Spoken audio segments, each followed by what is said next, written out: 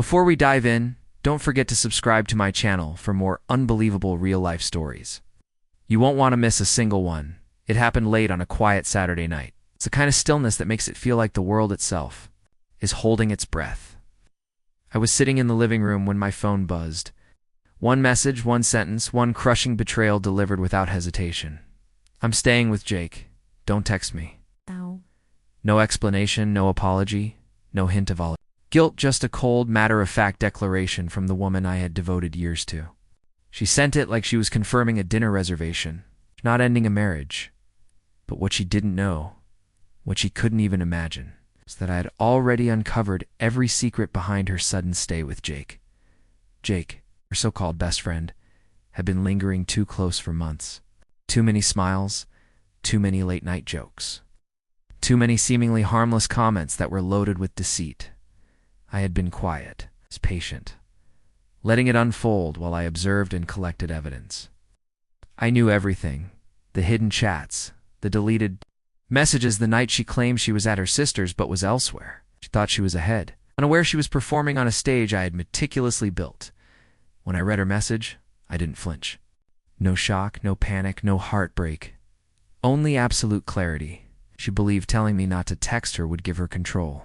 Instead, it handed me the perfect opportunity to act. One message, one single line. That's all it took.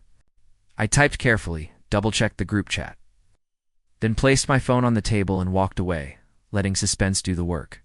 Her phone buzzed instantly. I didn't need to see her reaction to know what was happening. A single message had landed in the family group chat, her family, my family, Jake, Jake's girlfriend, a few close mutual friends. Inside that message was a folder of screenshots. Conversations, selfies she thought were private, plans she and Jake had schemed behind closed doors. Every lie, every act of betrayal laid bare and undeniable. Chaos erupted immediately. Her mother sent 3 urgent voice notes. Her brother called 12 times. Jake's girlfriend left a message so explosive it could have shattered concrete. Open the door. I'm coming over. Lena, my wife, had imagined a dramatic exit, but she never expected a public unraveling. She didn't anticipate an audience or judgment coming from every direction at once. Jake was with her as the messages poured in. I can picture it perfectly, her phone lighting up nonstop, her smile fading, her hands trembling as she opened the group chat and saw her own words reflecting back like an inescapable mirror. Jake looked over her shoulder, likely frozen in shock. He realized instantly what I had done, and something even worse. Everyone else knew it too, before they could process the chaos. A loud knock echoed through Jake's apartment, furious, unrelenting, shaking the walls. Both Lena and Jake froze. They knew exactly who it was.